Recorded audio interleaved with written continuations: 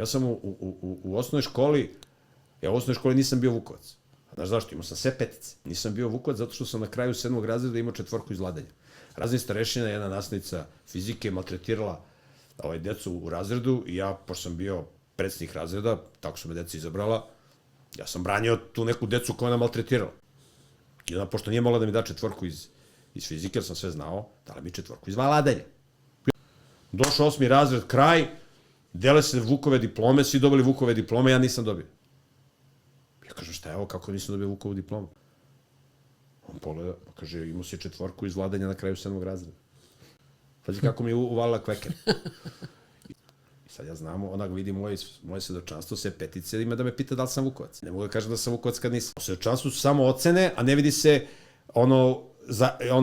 vladanje. Miroljub Petrović, ja ustanem. A, Miroljube, ti si također Vukovac. Rekao, nisam! I sad odmah znam koje će sledeće pitanje da bude. A kako nisi kad imaš sve petice? Rekao, imao sam 4 iz vladanja na kraju 7. razreda. A je on otvorila oči, bato, ovako. Imao si 4! Kod mene nećeš moći da praviš probleme!